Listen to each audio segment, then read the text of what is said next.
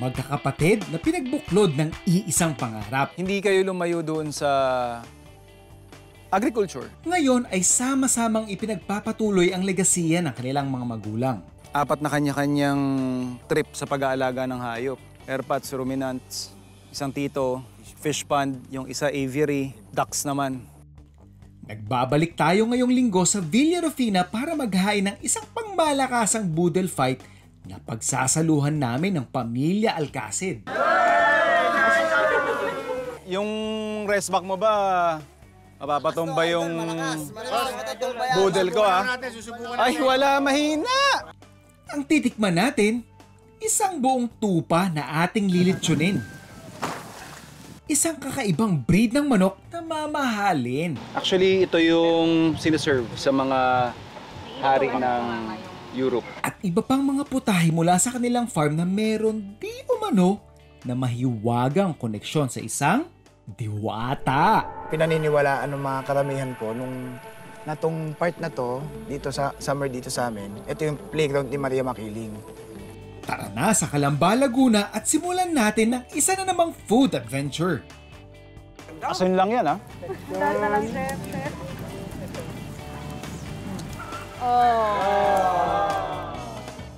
Bihira sa mga magkakapatid ang sumusuong sa iisang karera. Pero para kina June, Joel, Matt at Tony Alcacid, pagsasaka ang napili nilang bokasyon. Sa katunayan, ang lupang minana nila sa kanilang mga magulang ay ginawa nilang farm resort na merong agriculturally diverse livestock and poultry. Sa aking pag-iikot sa Villa Rufina kasama si Sir Anchit, ang anak ni Sir June, ibinahagi niya sa akin ang makulay na kwento na kanilang farm resort. Nataon lang talaga yun, Juan. May magkakaibang hilig yung mga magkakapatid, yung airpods mo, mga tiyuhin mo. Kasi, ang galing eh, 4 sila magkakapatid, 4 na kanya-kanyang trip sa pag-aalaga ng hayop. Airpods, ruminants, isang tito, fish pond, yung isa aviary, Kasi isa, duck. ducks naman. So, Bali, nagkataon lang kung hindi naman sila nag-usap-usap na ito sa'yo, ito, Oo. sa akin yan. Nagkataon lang po na ito yung gusto nung sa father ko, ito yung hilig niya. pero kasi kung isipin mo, parang pinag-usapan, parang in-arrange na, tol, dito ka lang ako nasa ganito. Galing, no? Hindi na sila nagkapare-pareho din talaga ng ano. Tapos hindi walang umalis, dito lang lahat. Apo, dito lang. Wala nang lumayo. Wala po. Ayun yung maganda. At least, kumbaga, hindi napapabayaan. Apo. Dito lang talaga, hindi na sila umalis kung ano ba naghanap pa ng ibang business o ano. Oo. Ngayon lang po talaga. Ito na rin pinaka-main source of income, kumbaga, ni Joel. Opo. Itong ilang funds ang meron kayo dito? Bali, ano po, 23 funds daw po yan total, lahat. 23? Opo, 23 funds. Ang ganda po. Marami nga, ano? So mostly tilapia, Mostly tilapia, tapos dito meron siya mga goldfish, nagbe-breed din sila ganyan. Okay. Lobster, meron din. Lobster? Opo, meron din. So nagsispecialize talaga sila sa mga ganong klase. Ano yan, matagal na sila nagla-lobster? Parang wala Recently pa lang. Recently lang. Tapos, hindi kayo lumayo doon sa agriculture? Opo. Pinalaki ba silang ganon? I mean, paano ba yung upbringing sa kanila? Kasi Parang- parang nararamdaman ko na yung wagas eh, parang tapat, parang malalim yung pagmamahal ninyo sa agrikultura. Kasi ako kinalakihan ko na, meron na sila talagang mga ala-alagang ganyan. So siguro yung supportive kasi yung ano ko, yung Lola? lolo't lola ko sa kanila na, I sige, see. gawin mo yan ang gusto mo, ganyan. Okay. Bilang pagpupugay sa samahan at tagumpay ng pamilya Alcacid, naisip kong ipaghanda sila ng isang boodle fight gamit ang farm-to-table ingredients ng Villa Rufina. Simulan natin sa magiging centerpiece ng ating hapag.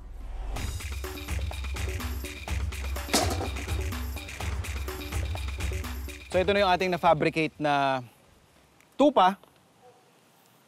So basically, prepare lang natin siya, i-ready natin doon sa ating pangmalakasang parilya. Typically, kung mapapansin niyo, wala na rin yung balat niya because of yung tagal na maluto nung balat ng tupa, we opted na tanggalin siya. And then, ibang preparation yung gagawin natin sa kanya. So basically, what we wanna do here is iba-butterfly natin siya para makakuha siya ng mas malaking surface area at mas maraming parte yung maluluto all at the same time. Nandito pa rin tayo sa Villa Rufina Farm Resort at sinisimulan ko nang ihanda ang ibibida ko sa ating boodle fight. Lechong tupa! Ngayong na butterfly ko na ang ating tupa, aasinan ko naman ang loob at labas nito. Pagkatapos, babalat at magtatadad tayo ng bawang.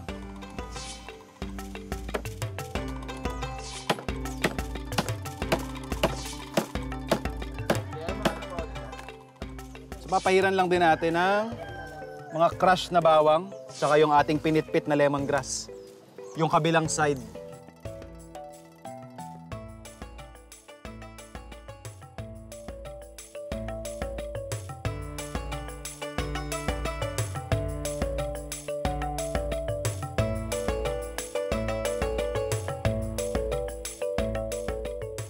Kapag all set na ang tupa, pwede na tayong magpabaga ng uling. At kapag sapat na ang init nito, isalang na natin ang tupa.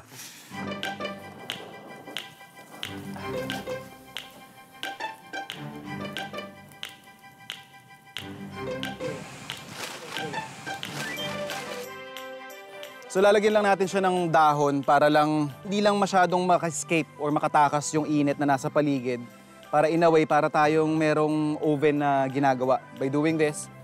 And para mas makatulong na mas spread ng maayos kahit sa taas, kahit papano yung init, lalagyan natin ng yero.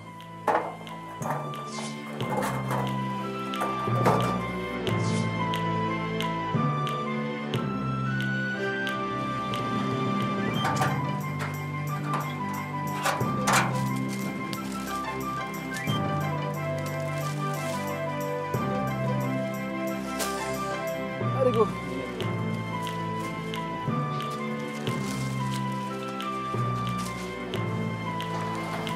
Yeah.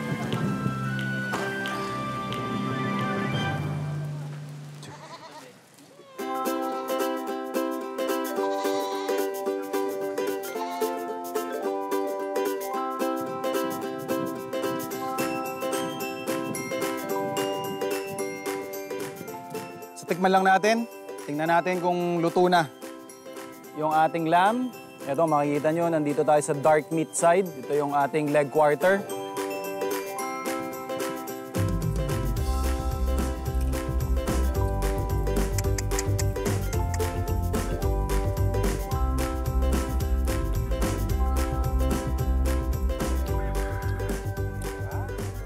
Asin lang yan, ha?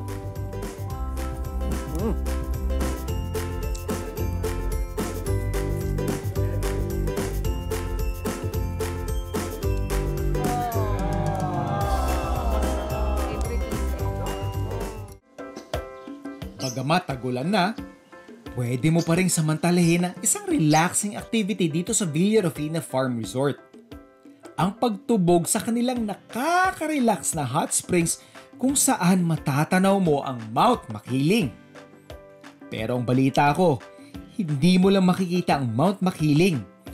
Mararamdaman mo rin daw si Maria Makiling. May bali-balita tungkol doon sa bahay ninyo or sa lugar ninyo?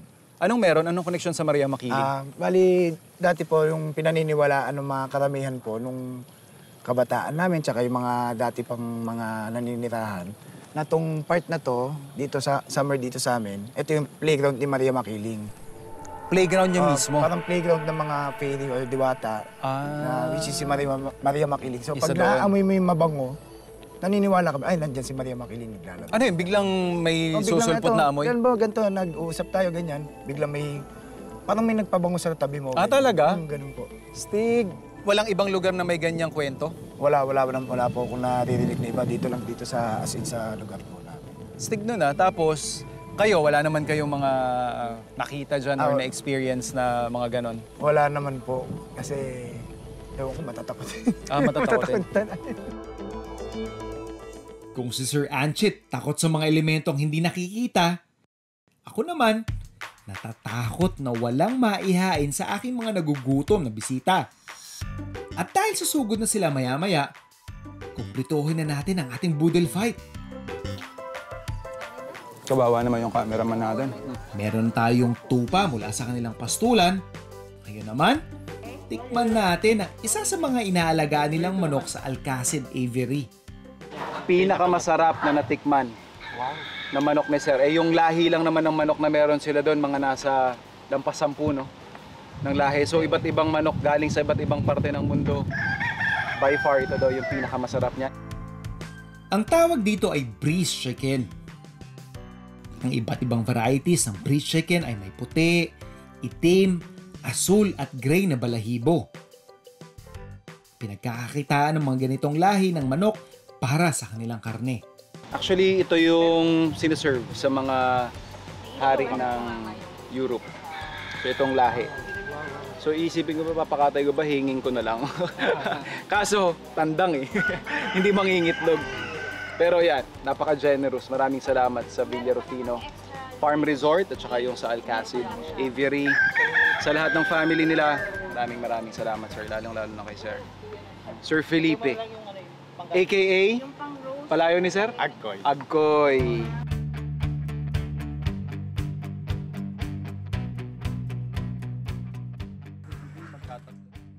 Pinasyalan naman namin ni Sir Anchit ang duck farm nila. So Sir Anchit, itong area naman ito, nasa loob pa rin to ng Kuyab. Opo, nasa loob siya ng kuya, bali, part na owned naman po ito ng brother ng father ko po. Okay, so tito pa rin. Tito pa rin po. Ito yung duck farm na... Duck farm po. Kailan naman to na-establish, Sir? Na-establish tong duck farm ni Tito Mat po is noong 1992. 92. So yung 92. nag-umpisa ng 86 si airpods mo ng pagkakambing. Opo. 92, sumunod naman si Tito Mat. Opo. Pato naman or bibe. Ano po? Opo, itik. Itik. So, ano yan? Karne o itlog ang Yung ano po ang ano natin dyan is yung egg nila. egg talaga? Opo. Ang pinaka nagdadala ng revenue? Yes po. Okay. Tapos syempre, bukod sa fresh eggs, meron din kayong salted egg, I guess? Opo. Actually, sinimulan po ni Tito Mat yung salted egg is 1997. Oh, okay. Opo, 1997. Then, nung year 2005, nag-start naman siya mag-produce din ng balut. Balut, and okay. penoy. Tapos nabanggit mo no, na kayo yung pinakamalaking itikan Opo. sa pagkakaalam mo O sa pagkakaalam. dito sa Laguna. po. Opo, Laguna. Mismo. Ilang heads tayo ulit? Tapos dito mostly around 15 to 20,000 heads. Tapos dun po sa likod meron pa rin po tayo. Meron pa? Opo, 15 to 20,000 Ganun? heads. Ganun din po. Gan laki Opo. nga, ano? So non-stop ang production nyo all year round? Opo. So ito, prepare naman natin yung idadagdag natin dun sa ating iluluto. Yung kanilang manok. O yun, eto pa, may dumagdag pa. Hito, salamat Chef Drew. Iba-butterfly lang natin ang ating manok. Pagkatapos, aasinan na natin.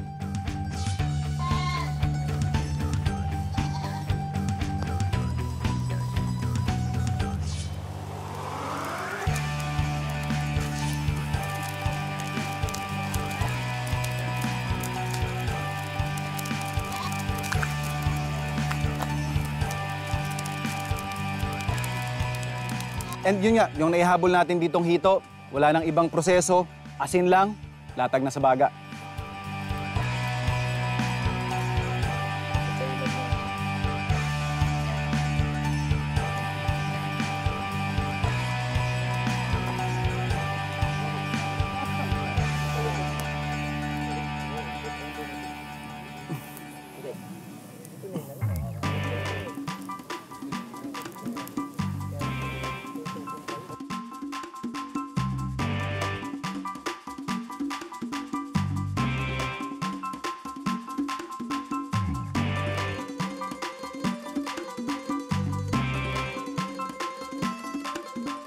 So habang nagre-relax at niluluto na natin, finish na natin yung ating mga protein. Meron tayo dyang lamb, chicken at saka hito galing mismo sa kanilang farm.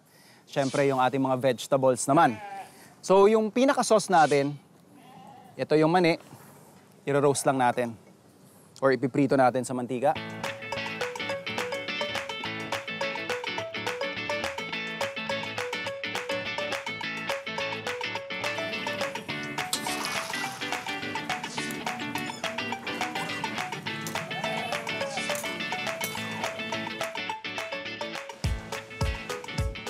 Sa isa pang lutuan, pakukuluan naman natin ang ating kamote.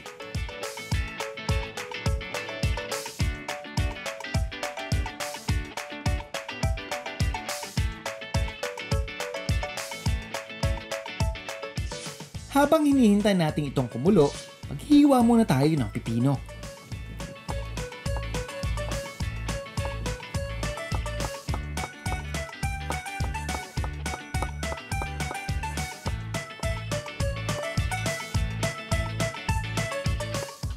Hanguin na natin ang mani at tikdikin gamit ang almeres.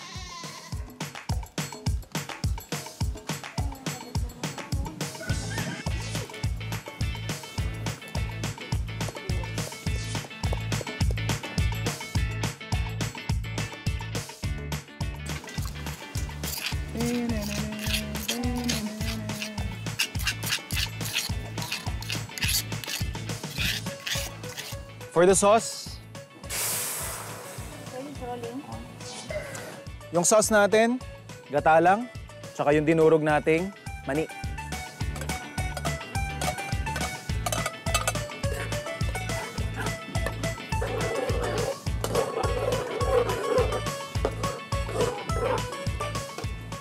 Oyster sauce. Tsaka paminta.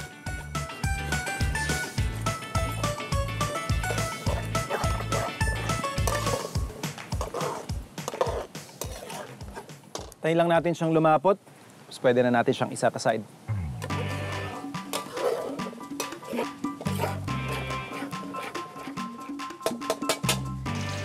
Tofu naman.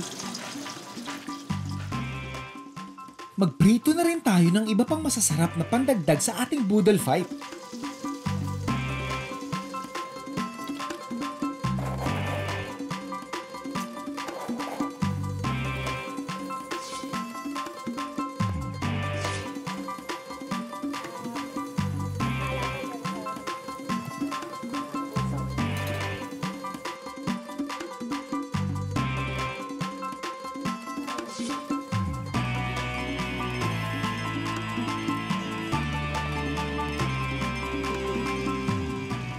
Maglaga na rin tayo ng itlog kasama ng mga kamote.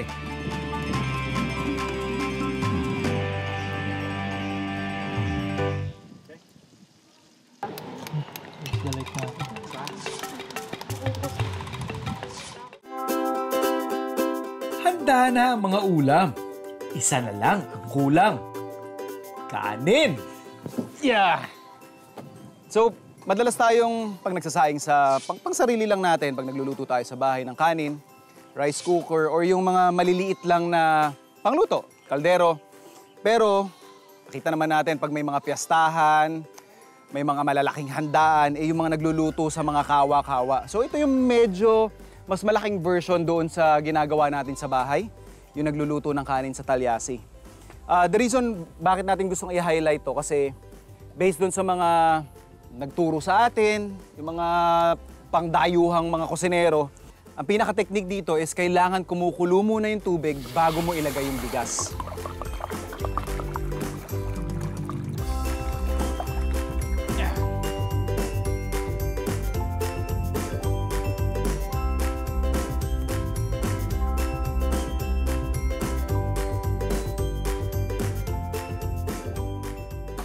Antayin lang natin kumulo yung tubig, saka natin ilagay na yung bigas. Satisfied na ako dun sa kulo ng ating tubig. Lagyan na natin yung ating bigas.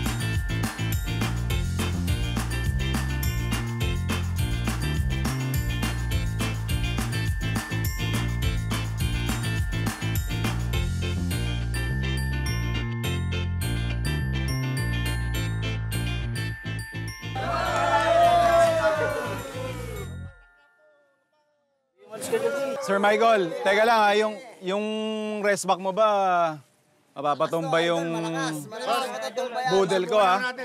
Ay, wala, mahina! Tutumba yung budel ha? Okay, attack! Attack! Kanya-kanyang pitas na lang po dyan ha? Ay, juicy oh. Brother Anchit, mapapahiya yung tropa mo pag hindi tumawab ang budel ko ha? Kuha na lang po, ibabalot lang. Sige na po, laban na! Kanya-kanyang pitas na. Fight! Bira. Enjoy. Sige po, sasali ako dyan.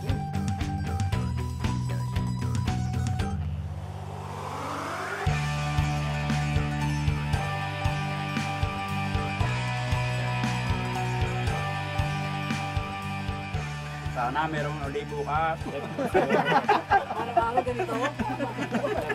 Naubos ang tupa. Sir, hinay-hinay lang. Gusto mo bang i-share yung hita ng tupa na hawak mo? Kaya kayo, boss, oh. Oy,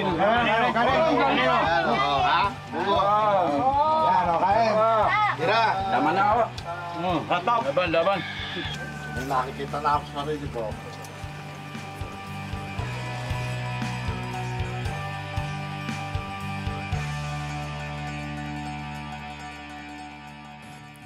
Sabi ng iba, iwasan daw ang magnegosyo na kapartner ang iyong kapamilya. Samot-saring problema raw kasi ang lilitaw kapag naghalo ang personal at profesional na relasyon ng magkakamag-anak. Pero pinatunayan ng Alcacid family na kahit sa ganitong adhikain ang iyong kapatid, hindi mo lang katugo. Kasangga mo rin sa anumang pagsubok. Sila rin ay katuwang at kaagapay mo sa tagumpay. Pinipilit niyo na tumaas.